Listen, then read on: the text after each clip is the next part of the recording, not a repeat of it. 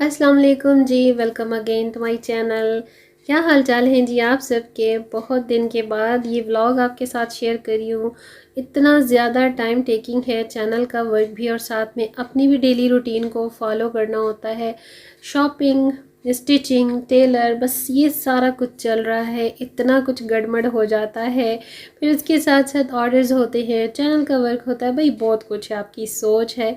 और ऐसे में इस तरह के मेरे मोटिवेशनल या जो आपकी डिमांड के होते हैं व्लॉग्स, वो काफ़ी लेट हो जाते हैं। खैर भाई, अभी तो यहाँ पर बन रहा है साग और बड़े टाइम के बाद मैंने बनाया ये साग। मुझे इसका नाम नहीं आता। यूजुअली हमारे यहाँ जो है सबसे ज़्यादा स्पिनिच सरसों का साग ही बनता है। मेरी अम्मी बहुत सारे टाइप्स के साग बनाया करती थी, अल्लाह ताला उन्हें जन्नत नसीब फरमाए। वही अम्मी जैसा कौन होता है। किसी की भी माँ की जो जगह है ना, कोई भी दूसरा फिल नहीं कर सकता। माँ का रिश्ता ही ऐसा होता है, बल्कि माँ बाप दोनों का, पेरेंट्स का रिश्ता ही अनमोल होता है। तो ऐसे मौके पर अम्मी की याद का आना तो ज़रूरी ही होता है, बल्कि अम्मी की याद तो जाती ही नहीं है। तो जब मैं ये बना रही थी तो मुझे अम्मी की याद ने ना बहुत डिस्टर्ब किया हुआ था। एनीवेज, जैसे तैसे भी था, बन गया, लेकिन बड़े मज़े का बना था। अगर आप में से किसी को इसका नाम आता हो तो मेरे साथ ज़रूर शेयर कीजिएगा, क्योंकि वैसे मैंने खाया बहुत दफ़ा है, बनाया भी बहुत दफ़ा, लेकिन स्पेशल फ़र्स्ट टाइम था जो मैंने इसे इतने टाइम के बाद बनाया। खैर, तो जी आप लोगों की तरफ से काफ़ी सारे डीएम्स मुझे रिसीव हो रहे थे, मेरी उन सिस्टर्स की तरफ से जो कि चाहती हैं कि मैं कुछ ऐसे मोटिवेशनल टॉपिक्स और इश्यूज़ पर उनके लिए डिस्कशन करूं। और मुझे कहा जा रहा है कि जो हस्बैंड अपनी वाइफ की से नहीं करते या उनका कहा नहीं मानते, उनकी रिस्पेक्ट नहीं करवाते, तो भाई क्या किया जाए कि वो हमारी रिस्पेक्ट भी करें, हमारी से भी हो और हमारी ईगो को भी मतलब ठेस ना पहुँचे। तो भाई इसमें मैं सिर्फ इतना ही कहूँगी, जो मेरे पॉइंट ऑफ व्यू से जो मेरे आइडियाज़ हैं मैं वही शेयर कर सकती हूँ। और इसमें बहुत सारी चीज़ें मैटर करती हैं। इसमें आपके घर का माहौल मैटर करता है, आपकी शादी किस तरह के माहौल में हुई है, आप कौन से माहौल से शादी होकर आई हैं, आउटर फैमिली है, फैमिली के मतलब अपने ही रिलेटिव्स में शादी हुई है, किस तरह की अप्रोच के लोग हैं, आपके हस्बैंड की फैमिली कैसी है, आपकी फैमिली जिससे आप आई हैं। तो ये बहुत सारी जो चीज़ें होती हैं ना, ये काउंट करती हैं। और शादी वैसे भी यही बात होती है, कहते हैं कि ये चलती दोनों ही लोगों के साथ से है। आपको कंप्रोमाइज़ दोनों को करना पड़ता है, सेक्रीफाइस भी दोनों को करना पड़ता है, हस्बैंड वाइफ दोनों को। तो इसी तरह रिस्पेक्ट भी एक दूसरे की दोनों को करनी चाहिए और करनी होती भी है। दोनों को एक दूसरे की फैमिलीज़ का भी ख्याल करना चाहिए। कुछ फैमिली वैल्यूज़ होती हैं, कुछ अपनी पर्सनैलिटी की वैल्यूज़ होती हैं। मैं तो ये समझती हूँ कि अगर आपके हस्बैंड इंटेलेक्चुअली, मॉरली अगर आपको सपोर्ट करते हैं, अगर उनकी एक अच्छे पैराहे में, एक अच्छे मतलब फुली लिटरेट माहौल में उनकी तरबियत हुई होगी, तो ऑटोमेटिकली भी गॉड गिफ्टेड भी कुछ पर्सनैलिटी होती है अल्लाह की तरफ से। तो अगर वो इसी तरह की पर्सनैलिटी होंगे तो ज़ाहिरी बात है वो अपनी बीवी को रिस्पेक्ट भी देंगे और उनकी से भी होगी, से करवाएंगे भी। बिकॉज़ देखें, मेन जो एलिमेंट है ना वो यही है कि भाई आप एक लड़की को दूसरी फैमिली से शादी करके लाते हैं अपने घर में, आप नहीं जाते उसके घर में, वो आपके लिए सब कुछ छोड़कर आ रही होती है आपका घर बसाने के लिए, आपकी फैमिली में आबाद होने के लिए, आपकी फैमिली में, आपके घर में आबादी लाने, रौनक लाने के लिए। ठीक है, तो ज़ाहिरी बात है सबसे पहले आप पर बनता है कि आपने उसे जो है ना आउटपुट देना है। इनपुट वो दे या ना दे, इन चीज़ों को रहने दे, लेकिन आप पे सबसे पहली प्रायोरिटी यही है कि आप पे बनता है। आप उसे लेकर आए हैं, इतना टाइम उसने 20-25 साल जो पेरेंट्स के घर में गुजारे हैं, वो अपने पेरेंट्स को छोड़ के आती है। जिस घर में वो पली बढ़ी होती है वो घर छोड़ कर आती है। तो ज़ाहिरी बात है नए लोगों में, बेशक खाला चचा का घर ही क्यों ना हो, शादी होकर जब वो आती है तो उसके लिए अपने पेरेंट्स का घर छोड़ना, माँ बाप बहन भाइयों को छोड़ना बहुत ही न्यू और बड़ा ही तकलीफ़ देह होता है। ये जो होता है ना, मतलब जो जो भी होता है, अब मेरे माइंड में नहीं आ रहा कि इसको मैं क्या बोलूँ। तो ये सिचुएशन हर लड़की के लिए ना बड़ी टफ़ होती है। तो हस्बैंड को ही सबसे पहले जो है ना इस बारे में थोड़ा सा केयर करनी पड़ती है, केयर करनी चाहिए भी। फिर जैसे जैसे टाइम गुजरता जाता है तो ज़ाहिर बात है वाइफ भी माहौल के मुताबिक एडजस्ट करती रहती है और हो ही जाती है हर लेडी में। अल्लाह ताला ने ऑटोमेटिकली इस तरह के बनाया होता है औरत को कि वो हर माहौल को देखकर उसमें एडजस्ट हो जाती है। लेकिन बात सबसे पहले हस्बैंड से ही शुरू होती है और मेरा भी पॉइंट ऑफ व्यू यही कहता है, मेरा भी यही है माइंड कि भाई हस्बैंड को सपोर्टिव होना चाहिए। अगर उसकी सपोर्ट होगी तो वाइफ जो है ना अगली जो है अपनी लाइफ के स्टेप्स में काफ़ी सक्सेसफुल हो सकती है।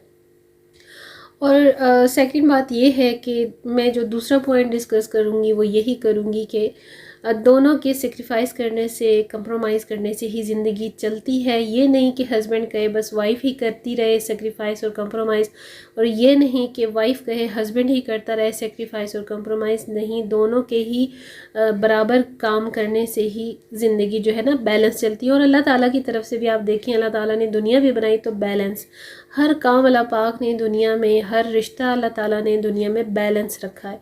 तो इसी तरह हमें भी जो हस्बैंड वाइफ का रिश्ता है, मैरिड लाइफ जो है ना, वो भी बैलेंस के टूल्स पर ही बैलेंस रहती है, वरना सब कुछ अनबैलेंस हो जाता है। जॉइंट फैमिली सिस्टम और इंडिविजुअल रहना, सेपरेट रहना, ये समथिंग एल्स, ठीक है। मैंने आपसे कहा ना स्टार्ट पर, ये बहुत सारी चीज़ें जो है ना काउंट करती हैं। तो से कि जहाँ तक बात है भाई, आप अपनी हस्बैंड की भी रिस्पेक्ट करेंगी तो वो भी आपको रिस्पेक्ट देंगे और उन्हें देनी भी चाहिए। ज़ाहिर बात है, एक बंदा आपको दे रहा है तो आपने भी उसे रिप्लाई में कुछ ना कुछ तो डिलीवर करना ही है। ऐसा नहीं होता कि एक ही बंदा आपकी रिस्पेक्ट किए जाए, आपकी खिदमत किए जाए, आपकी बातें मानता जाए, लेकिन दूसरा बंदा ऐसा ना करे, तो ऐसा नहीं चलता।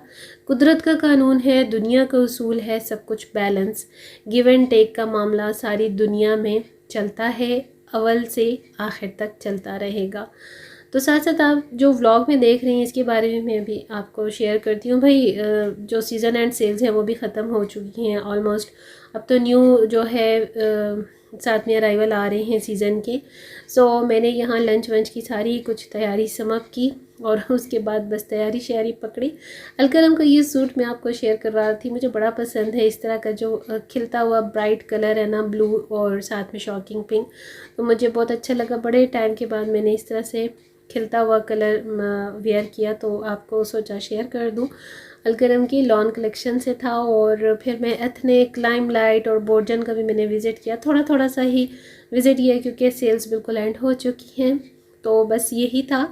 और कमिंग बैक टू टॉपिक कि भाई ये ख्याल रखना चाहिए दोनों हस्बैंड वाइफ को कि दोनों में से किसी की ईगो को ठेस ना पहुँचे, किसी की एक दूसरे के सामने बेशक जो भी बात हो, कोई भी छोटा मोटा नोक झोंक, लड़ाई झगड़ा अपने रूम की हद तक रखना चाहिए, ना कि घर वालों के सामने, ना कि घर वालों के अलावा आप आउटर फैमिली में भी कहीं बैठे हो, किसी गैदरिंग में, फंक्शन में, छोटी मोटी घर में भी गेट टुगेदर्स होती रहती हैं, तो उसमें हस्बैंड बीवी की और बीवी हस्बैंड की मतलब इंसल्ट करता रहे, छोटी छोटी नोक झोंक में ही सही, तो इससे जो है ना बहुत ज़्यादा ईगो हर्ट होती है और ऐसा करना भी नहीं चाहिए। किसी को टीज़ करना एक दूसरे को, हस्बैंड वाइफ को ना बहुत सारी छोटी छोटी बातों का ख्याल रखना पड़ता है और रखना चाहिए भी है। तो बस मेरे माइंड में तो यही चीज़ें चलती रहती हैं कि गिव एंड टेक जो है वो ही होता है। लेकिन अगर आपकी जब मैरिड लाइफ है वो स्टार्ट होती है तो उस पर जो सबसे पहला पॉइंट मैटर करता है वो हस्बैंड की तरफ से करता है, क्योंकि वाइफ़ के घर आप नहीं जा रहे होते, वाइफ़ आपके घर आ रही होती है और आप उसको लेकर आ रहे होते हैं। तो सबसे पहले आपने उसकी सपोर्ट बनना है, आपने उसको एक पिलर प्रोवाइड करना है, उसको एक बाउंड्री प्रोवाइड करनी है, सेफ्टी प्रोवाइड करनी है, उसको सिक्योर करना है हर तरफ से, तब जाके वो बहुत ज़्यादा कॉन्फिडेंस होगा उसमें और वो आपके साथ मॉरली और सोशली जो है ना वो स्टैंड करेगी और तब जाकर वो अपनी मैरिड लाइफ को बड़े अच्छे बैलेंस तरीके से ना चला सकेगी। तो आई होप कि ये बड़ी कॉमन सी बातें हैं, वैसे तो इस पर जितना बोला जाए कम है। तो बस मेरे माइंड में तो ये कुछ इस तरह से मेन बेसिक पॉइंट्स थे जो मैंने आपको डिस्कस किए। तो मेरी उन बहनों के लिए हो सकता है कि कुछ मोटिवेशन हो, क्योंकि सेक्रीफाइस एनीवेज हर हाल में औरत को ही पहले करना पड़ता है। कुछ मर्द होते हैं मिजाज के बड़े तेज़ होते हैं, कुछ ज़बान के बड़े तेज़ होते हैं। मैंने आपसे कहा ना, तरबियत की बात होती है, एजुकेशन की बात होती है, आपका एजुकेशन लेवल और आप जहाँ पर पले बड़े होते हैं, आपकी तरबियत, आपके पेरेंट्स का जो आपका पालना होता है ना, तरबियत जिसे हम कहते हैं, वो बहुत मैटर करता है। तो जी ये सारी चीज़ें जो हैं बस ज़िंदगी का एक हिस्सा है, अप एंड डाउन्स में ही सब कुछ चलता रहता है। लेकिन अगर आप देखें कि कोई आपकी खिदमत, आपकी रिस्पेक्ट के रिप्लाई में बिल्कुल भी कुछ आपको नहीं डिलीवर करा, तो ज़ाहिर बात है कि इंसान जो है ना वो बिल्कुल डिस्करेज हो जाता है, डिसहार्ट हो जाता है। तो फिर इंसान एक स्टेप पीछे भी हो जाता है। तो इसी वजह से बहुत सारे घर ख़राब हो जाते हैं, काफ़ी सारे मियाँ बीवी के दरमियान में रिश्ते ख़राब हो जाते हैं। इतना खूबसूरत रिश्ता है, और मैंने अक्सर ऐसी वीडियोस टॉपिक में शेयर किया है कि दुनिया में सबसे पहला रिश्ता जो अल्लाह ने बनाया, जो दुनिया में पहला रिश्ता आया, वो आया ही मियाँ बीवी का था। पेरेंट्स, बहन भाई, ये सब कुछ बाद में आया, लेकिन मियाँ बीवी का पहला रिश्ता आया जो कि हज़रत आदम और हज़रत हव्वा अलैहिस्सलाम का था। तो आप लोग ये भी तो देखें ना कि इस्लाम क्या कहता है, शरीयत क्या कहती है। बात वहीं आके ख़त्म होती है कि हम लोग अपने इस्लाम से इतना दूर हैं, अपने दीन से इतना दूर हैं। इसीलिए तो हम मुस्लिम्स का ये ज़्यादातर हाल है, मुश्किलात हैं, आफात हैं, मतलब परेशानियाँ इसी वजह से हैं कि हम अपने दीन और इस्लाम से दूर हैं। अगर हम थोड़ा सा डीप सोचें इन चीज़ों को, तो भाई हमारी ख़ुद ब खुद ऑटोमेटिकली ये जो परेशानियां हैं ख़ुद ब खुद सॉल्व हो सकती हैं। तो जी अच्छा जी, अब मैं आ गई यहाँ पर बोरजान में, और बोरजान पर भी अभी तक सेल तो है 30% की, ये मैं आपको शेयर करवा रही हूँ। स्केचर्स हैं, जॉगर्स हैं, अगर आपको चाहिए तो आप अभी भी अवेल कर सकते हैं। कुछ in hand bags, shoulder bags पर भी सेल अभी तक अवेलेबल है। और बस जस्ट फॉर शेयरिंग आपको मैंने एक शॉर्ट क्लिप इसका भी शेयर कर दिया है कि अभी भी अगर आप लोग लेना चाहें तो बोरजान की भाई वैरायटी बड़ी अच्छी होती है, कम्फीज़ बड़े अच्छे होते हैं। कंफर्ट जो इनका कलेक्शन है मेडिकेटेड, वो बहुत अच्छा है। और अदरवाइज़ शूज़ का तो सीज़न आ गया है, तो शूज़ सबसे ज़्यादा डिमांड पर चलते हैं विंटर्स में। तो उम्मीद है कि आज जो मैंने अपनी बहनों के